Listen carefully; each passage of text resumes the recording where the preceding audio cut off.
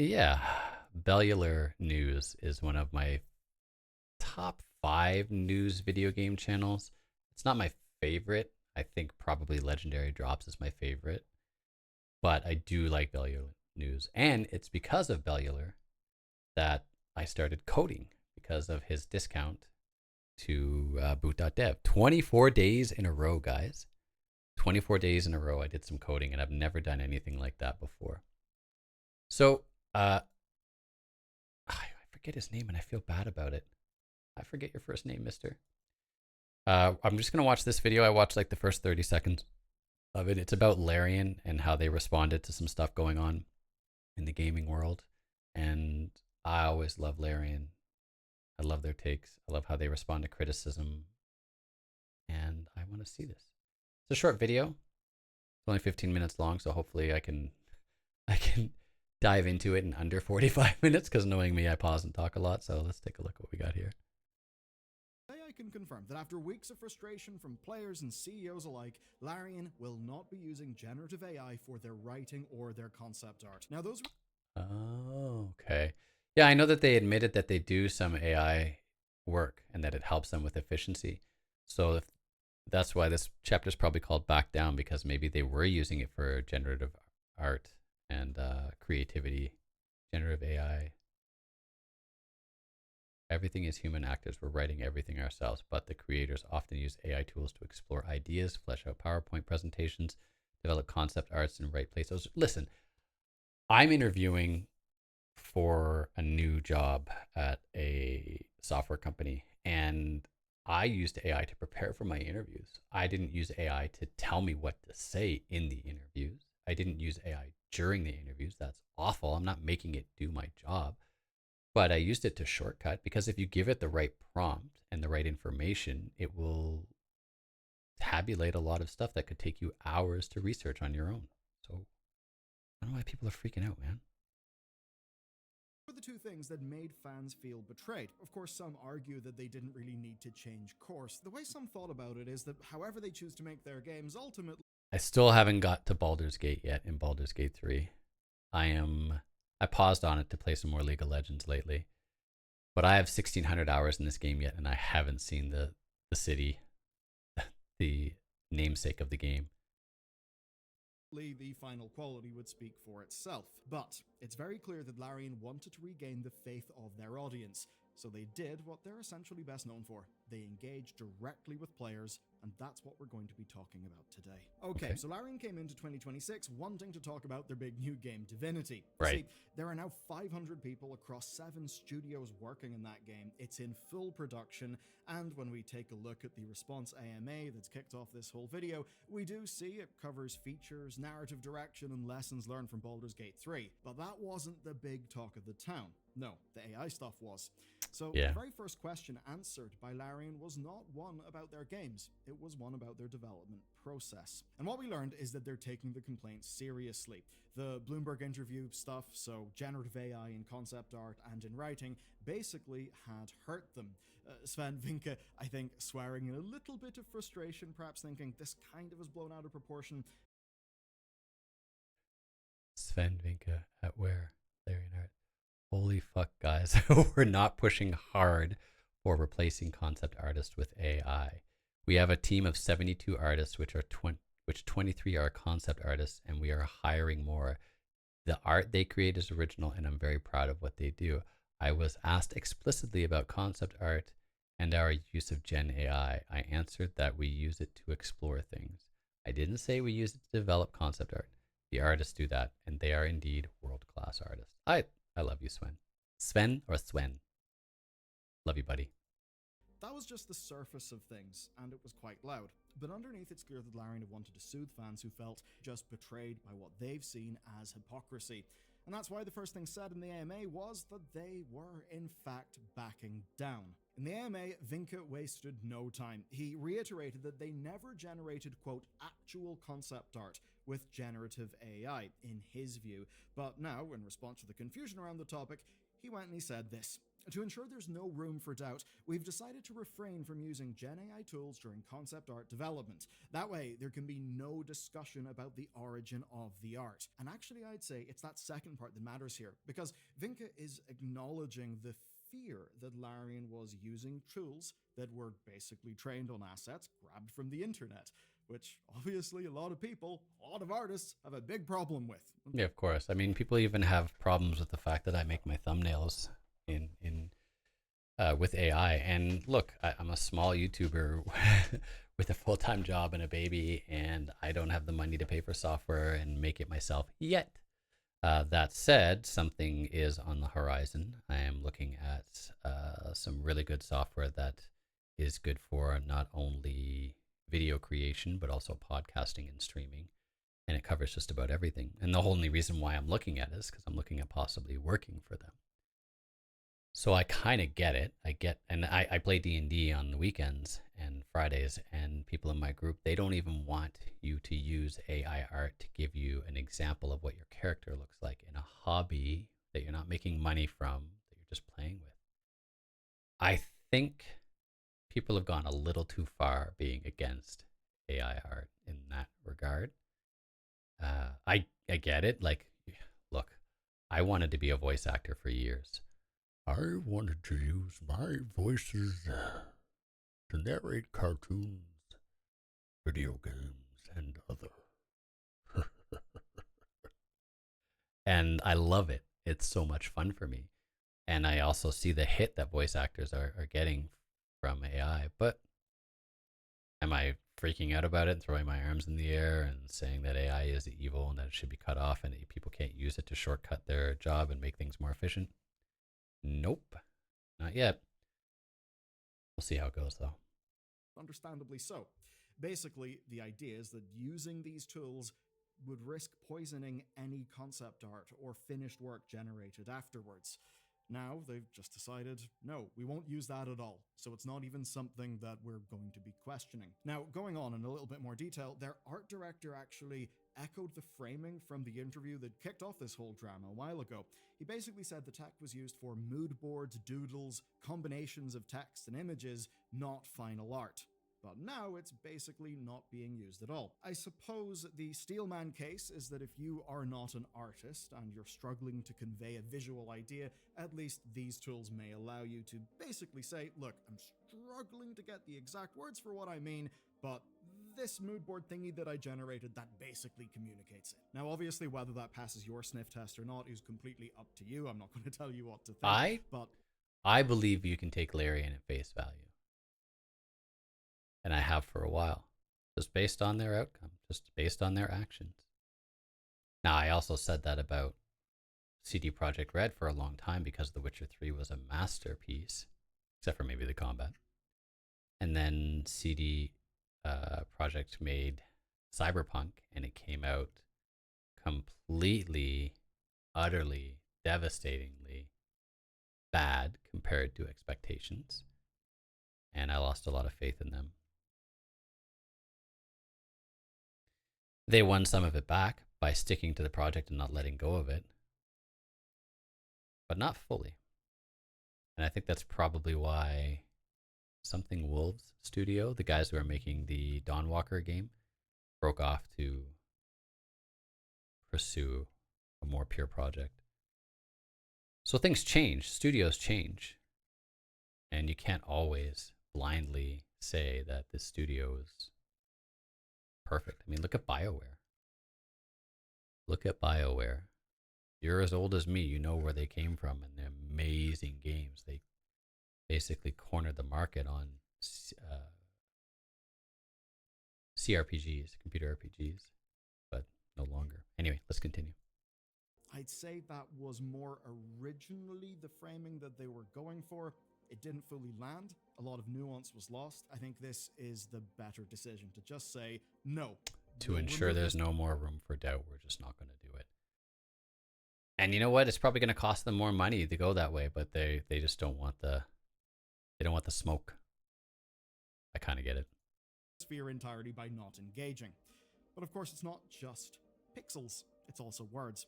The writing director, Adam Smith, followed up on the writing side of things, talking about the generated placeholder text that was mentioned in the interview with Jason Schreier that set all of this stuff off a while ago. What did Sven mean whenever he was talking about that? Well, in Adam Smith's words, it didn't. Basically, Larian ran a test with a small number of writers who were using generative tools to create placeholder text for research.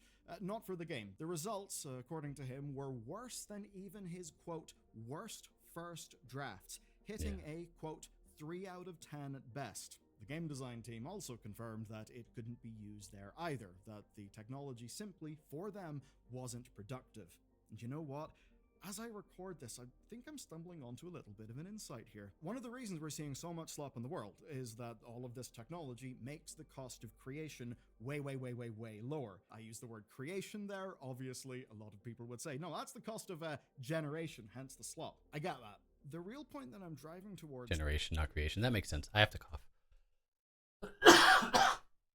Please wish me a speedy recovery. I've had lingering cough post almost 3 weeks of respiratory problems. Could have been COVID, I'm not sure, to be honest. It would have been the 4th time I've caught it in the last 6 years, and what am I going to do about it, really? But, yeah. I want this cough and heavy breathing to go away. Though, is that the distinguishing factor is actually taste. Because in the hands of people who wouldn't look at those drafts and think, God, that's a 3 out of 10, that's a bit shit. If someone doesn't have the taste to know that, they'll think that the generation is perfectly fine. That's how you'll end up getting loads and loads and loads of slop. I think when you take a look at what's going on the internet right now, maybe there is, when we look in there, a lot to talk about. Crash Bandicoot. Oh, I heard about this. I heard this was awful. Yeah, like what is this thing? It has nothing to do with Crash Bandicoot. What is... Yeah. Activision did this. This was quite a while ago, I think, at the beginning of the AI image generation, but like you see things that just don't make sense, and it's almost like they're making art that could pass for really good art when you first go like, huh? And you don't look at it again. Media literacy, maybe a lack of literacy, people understanding history, culture, all of that stuff in a rich fashion, in a way that develops, in this case, a professional taste. And I guess when you look at a studio like Larian and you think about the strengths of their writers, it is because, yes, in addition to crafting magnificent words, they also do that with good taste. They know what good is, they know what good isn't, and that's what allows them to make a fantastic final product. And I think that's where the hype and the grifting about the generative AI really hurts the AI field, because ultimately it seems a lot of people are just trying to use it to fast track to an end product, maybe because they're valuing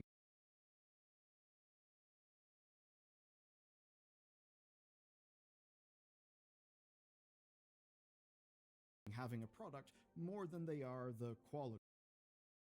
AI background art. What was this AI background art for? Yeah, like this person looks messed up, that hand looks messed up, that's not even a face. I don't know what they're looking at here though. What was this for? This looks familiar. I've seen this before. And the art of that product. And maybe that is why so many things are ringing so hollow and feeling so much like slop. I never really expect...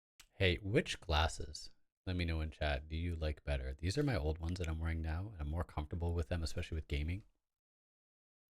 But my new ones, because I'm an old guy, are kind of like bifocals. They're called progressives now. So they take a little adjusting to, and I like wearing them outside more than I like wearing them inside. And they're sunglasses. So when I get the sun on them, let's take a look.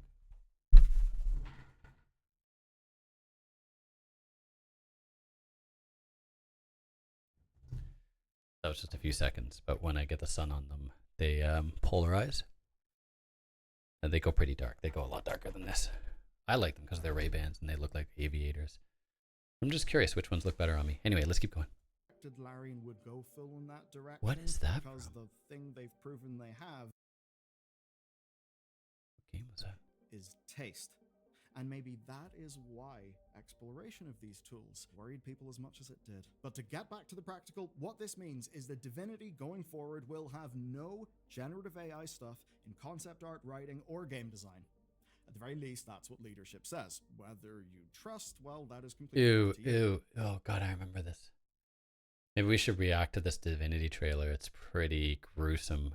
Oh, the orc just puked and the pigs just ate it. The game is now in full production, so there is a little bit of a grey area where existing concept art maybe had some influence from that original process and those original tests, but at least going forward now, the standard is clear and it's been made clear in public. But there's a little bit of an asterisk, and that's because Larian still has a director of machine learning. We should talk about that. All right, so one of the people answering questions... I feel like... Okay, maybe I'm too much of a fanboy and I'm white knighting Larian right now, but I feel like Bellular is reaching a little bit here because he knows that this is a hot topic.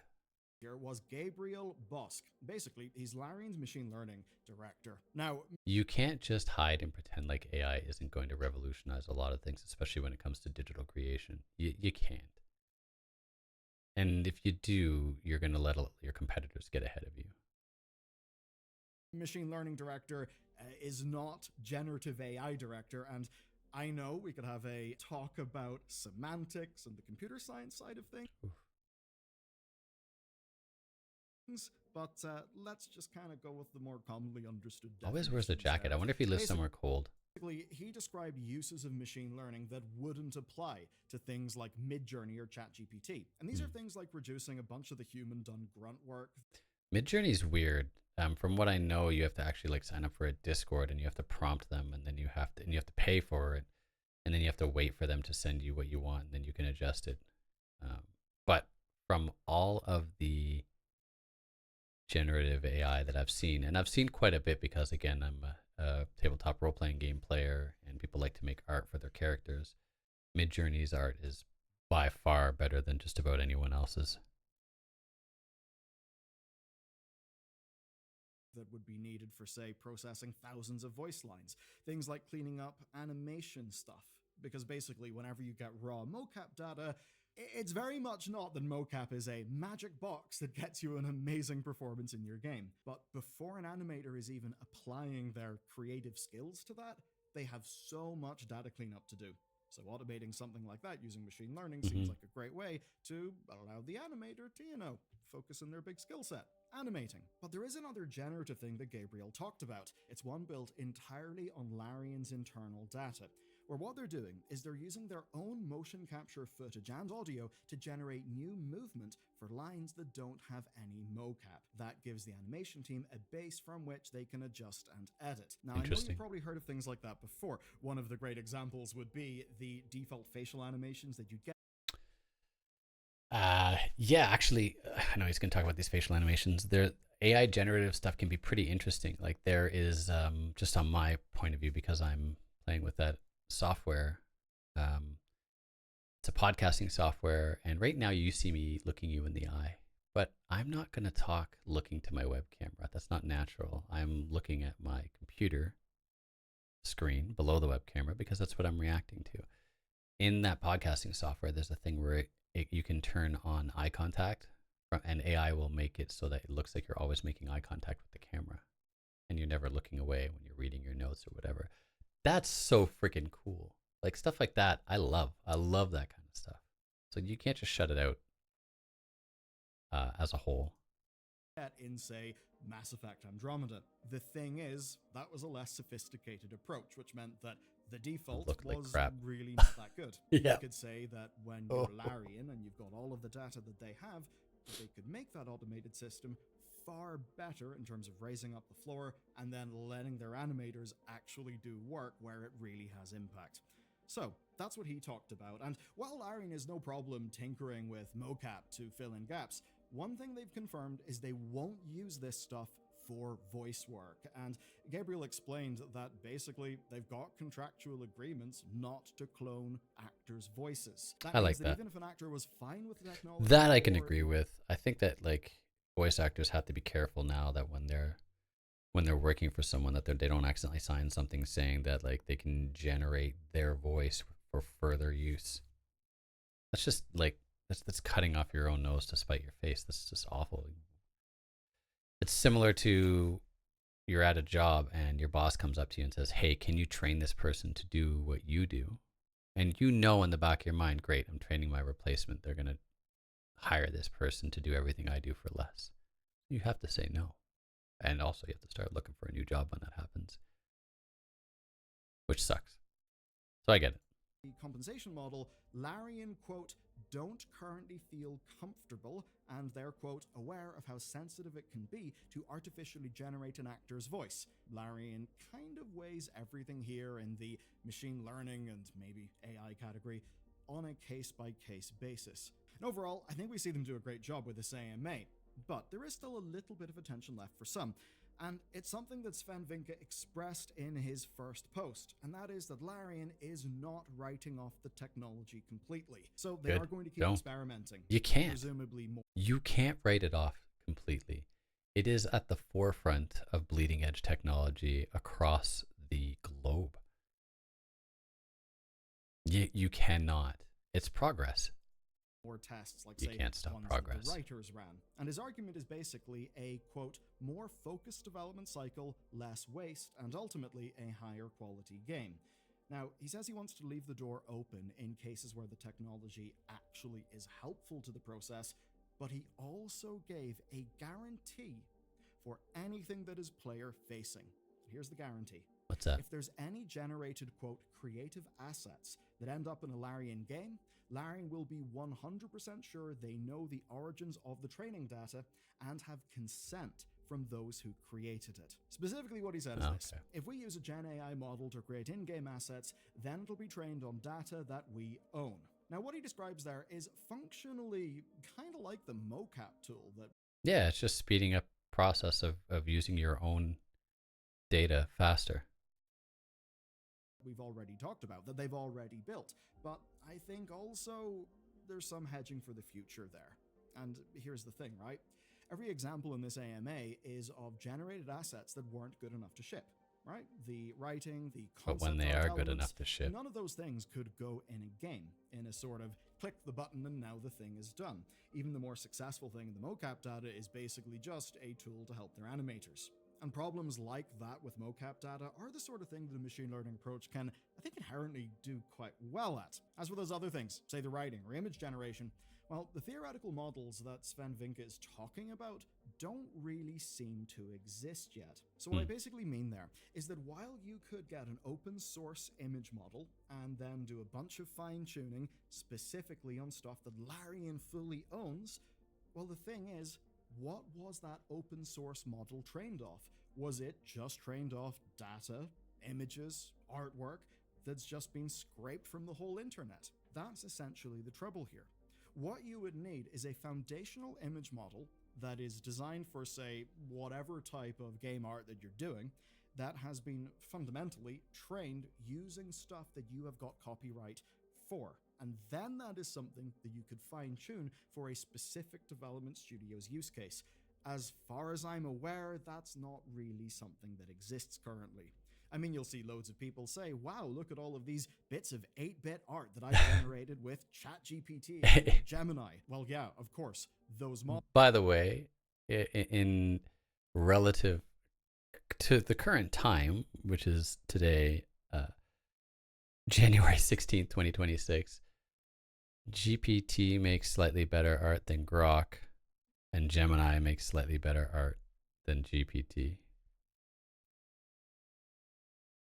GPT makes better writing than the other two, and Grok is a little bit better at resource and information gathering. For example, Grok is the only one of the three where you can just take a video link from YouTube and say, get the transcripts for this video, and it will give you word for word what's spoken on that video, even if it's an hour-long video. So use your tools properly, I guess. Models have slurped up all of the pixel art that they can find in the internet, which of course is stuff that they probably did not have commercial rights to.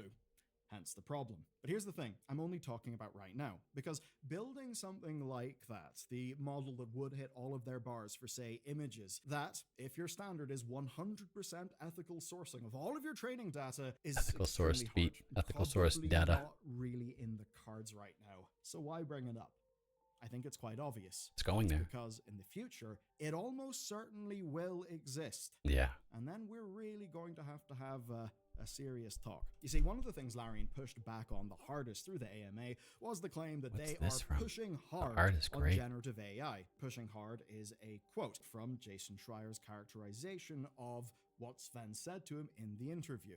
Now, in this case, the main people involved both stated in the AMA that every team member has full autonomy on the tools that they use, that there is no mandate. As an example, a mandate to use AI.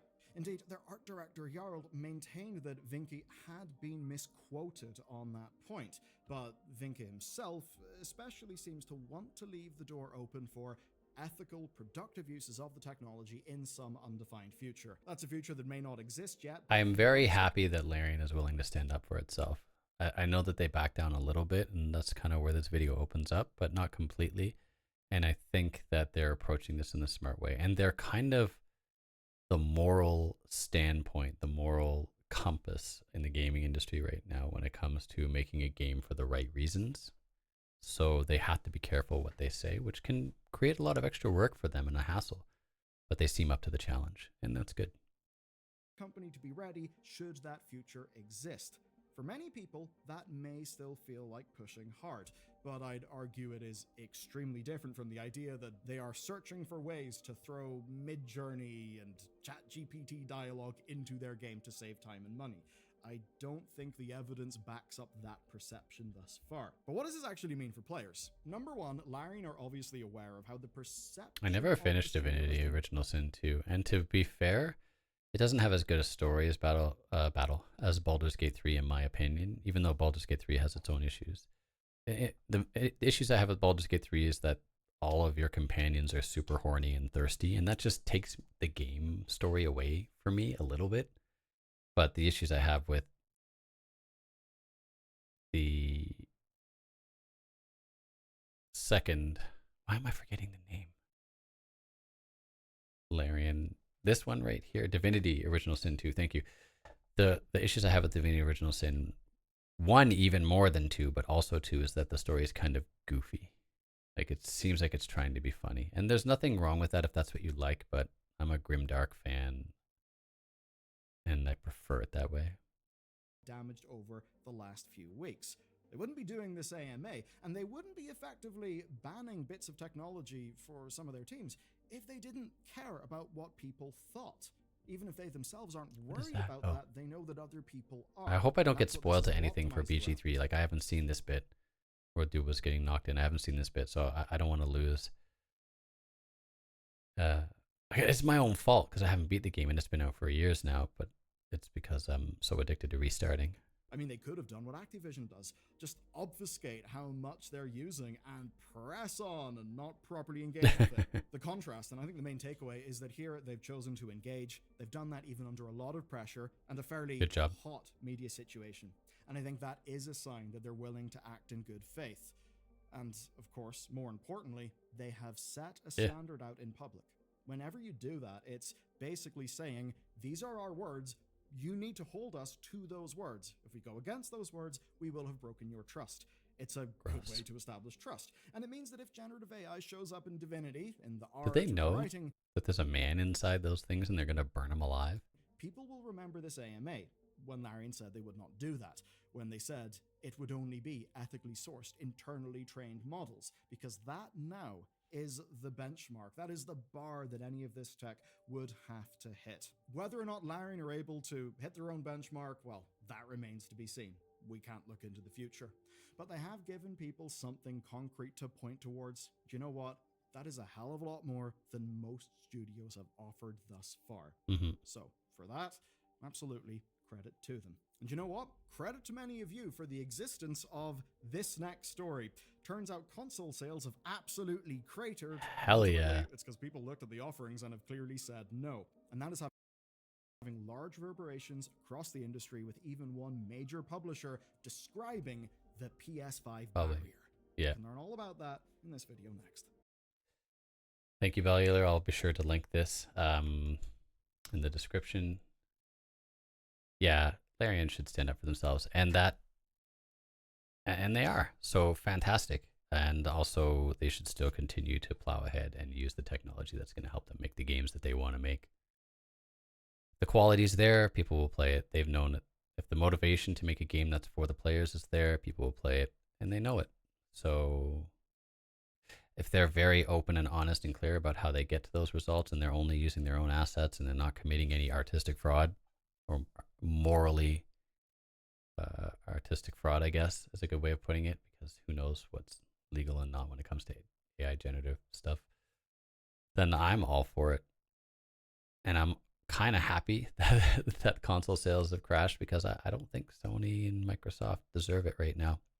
I think AAA is on its way out, and that's unfortunate because I like the polish and the fluidity and the combat and the story and the massive scope that AAA can bring you, but it hasn't delivered in so long. Everything comes out unfinished. Everything comes out bugged. Everything comes out with slop. Where's the SCH coming from? Slop. And people are stepping up in their place and selling cheaper games more often, and that's going to continue until the AAA corpos suck it up and start making games for players. Who knew? Make them for players.